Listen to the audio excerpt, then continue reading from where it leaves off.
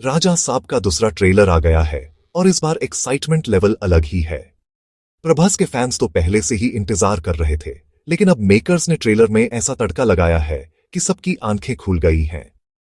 इस ट्रेलर में मेकर्स ने हॉरर, कॉमेडी, रोमांस, एक्शन सब कुछ एक प्लेट में डाल दिया है, जैसे एक ही फिल्म में पूरा बफेट मिल रहा हो, हर जॉनर का एक नया फ्लेवर।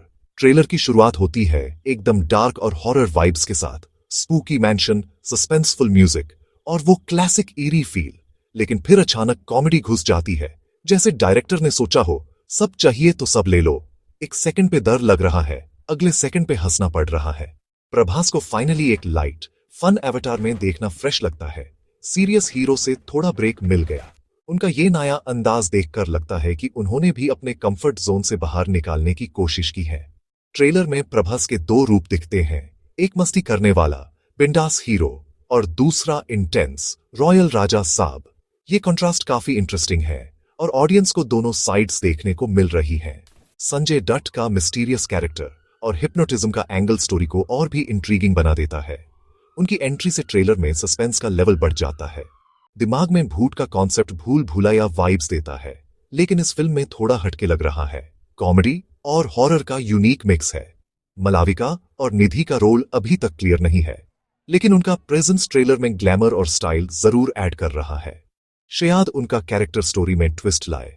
सबसे शॉकिंग मोमेंट ट्रेलर के एंड में प्रभास का जोकर स्टाइल लुक। ये ट्रांसफॉर्मेशन देखकर या तो लोग वाह वाह करेंगे या फिर कंफ्यूज हो जाएंगे कि ये क्या हो रहा है। ये डेफिनेटली एक रिस्क है, लेकिन मेकर्स ने बोल्ड मूव लिया है और ऐसे एक्सपेरिमेंट्स ही सिनेमा को नया बनाते हैं। जोकर एक्सपेरिमेंट चलेगा या नहीं, ये तो फिल्म ही बताएगी, लेकिन एक बात पक्की है, ये ट्रेलर सबका अटेंशन ग्रैब कर रहा है और अब सबको फिल्म का इंतजार है। अब बात वीएफएक्स की।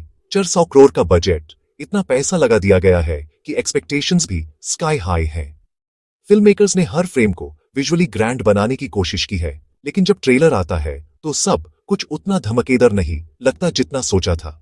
ट्रेलर देखते ही वीएफएक्स एवरेज लग रहा है, जैसे कि इतने बड़े बजट का पूरा यूज नहीं हुआ हो। ऑडियंस को लगता है कि कुछ मिसिंग है और एक्साइटमेंट थोड़ी सी कम हो जाती है। मगरमच्छ और उल्टा महाल वाले सीन्स प्लास्टिक जैसे लगते हैं, जैसे कार्टून नेटवर्क की क्वालिटी हो। रियलिज्म की कमी ऑडियंस को तुरंत पकड़ में आ जाती है और मीम्स बनने लगते हैं। इसी वजह से लोग इसको अधिपुरुष 2.0 कह रहे हैं, क्योंकि उन्हें डर है कि कहीं वही गलती रिपीट ना हो जाए। सोशल मीडिया पर मजाक बन रहा है और फिल्म की रेपुटेशन पहले ही चैलेंज हो रही है। बड़े आइडियाज हैं पर एग्जीक्यूशन वीक है, जो हॉरर को कॉमेडी बना देता है। जब सीन्स इंटेंडेड हॉरर के लिए होते हैं लेकिन लोग हंसने लगते हैं, तो फिल्म का इम्पैक्ट कम हो जाता है। लेकिन एक होप है, स्पिरिचुअल एंगल और मां काली का टच स्टोरी को यूनिक बना सकता है। शायद यही एक्स फैक्टर हो जो फिल्म को अलग बनाए और ऑडियंस को कनेक्ट करने में मदद करे। अगर क्लाइमैक्स स्ट्रांग हुआ तो ऑडियंस वीएफएक्स की कमी माफ कर देगी। कहानी और इमोशंस अगर दिल को छू गए तो फ्लॉज ओवरलुक हो सकते हैं। प्रभास के नाम से एक्सपेक्टेशंस हाई हैं, तो विजुअल्स भी टॉप नॉच होने चाहिए। फैंस चाहते हैं कि उनका हीरो एक एपिक फिल्म में दिखे, जिसमें हर चीज परफेक्ट हो। आज की ऑडियंस मार्वल देख चुकी है, तो प्लास्टिक वीएफएक्स नहीं चलेगा।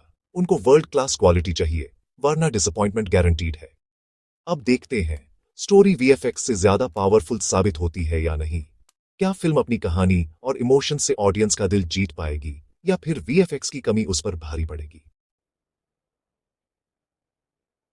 हिंदी डबिंग ने इस बार सच में डिसअपॉइंट किया है।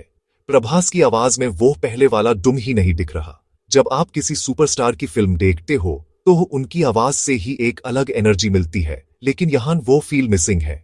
डबिंग आर्टिस्ट की परफॉर्मेंस भी एवरेज लग रही है, जैसे बस लाइंस पढ़ती हो बिना किसी जज्बे के। डायलॉग्स भी काफी फ्लैट और लाइफलेस लग रहे हैं, जैसे एक्टर्स खुद भी स्क्रिप्ट से कनेक्ट नहीं कर पा रहे। बाहुबली की डबिंग आइकॉनिक थी, उसमें हर डायलॉग में जान थी, लेकिन इस फिल्म में वो इमोशनल कनेक्शन ही मिसिंग है। ऑडियंस को वो गूसबम्प्स वाली फीलिंग नहीं मिल रही। कॉमेडी और हॉरर जैसे जॉनर्स डायलॉग डिलीवरी पे ही टिकते हैं, और जब पंच ही ना हो तो इम्पैक्ट कैसे आएगा। यहाँ वो टाइमिंग और इंटेंसिटी दोनों ही नहीं दिख रही। नॉर्थ इंडिया में फिल्म का हाइप अभी भी काफी ठंडा है। लोग मीम्स तो बना रहे हैं, लेकिन असली एक्साइटमेंट ऑडियंस में देखने को नहीं मिल रही। ट्रेलर देखकर भी लोग ज्यादा इंटरेस्टेड नहीं लग रहे। मेकर्स को अब डबिंग और मार्केटिंग दोनों पे सीरियसली काम करना पड़ेगा। सिर्फ स्टार पावर से काम नहीं चलेगा। कंटेंट और प्रेजेंटेशन भी स्ट्रांग होनी चाहिए, तभी बज़ बनेगा। रिलीज डेट भी डिले हो गई है। शायद मेकर्स को अब थोड़ा और टाइम मिल रहा है पॉलिश करने का। उम्मीद है कि इस वक्त का सही यूज होगा। अगर डबिंग और स्ट्रैटेजी सुधर गई तो हो सकता है नॉर्थ में भी फिल्म को एक्सेप्टेंस मिल जाए और ऑडियंस का रिस्पॉन्स बदल जाए, वरना इतने बड़े बजट का रिकवर होना सच में मुश्किल हो जाएगा और मेकर्स को नुकसान उठाना पड़ सकता है। सबसे बड़ा सवाल, राजा साहब हिट होगी या फ्लॉप? कॉन्सेप्ट रिस्की है, या तो सुपर हिट होगी या डिजास्टर, बीच का रास्ता नहीं। फिल्म की सक्सेस वीएफएक्स नहीं, स्टोरी और क्लाइमैक्स पे डिपेंड करेगी। प्रभास के लिए यह फिल्म क्रूशियल है। अगर एक्सपेरिमेंट चला तो करियर को नई दिशा मिल सकती है। ऑडियंस को एंगेजिंग मिस्ट्री चाहिए, तभी फ्लॉज इग्नोर होंगे। ट्रेलर ने होप भी दी है, डाउट भी। अब देखते हैं प्रभास बॉक्स ऑफिस के राजा साहब बनते हैं या नहीं। Fingers crossed.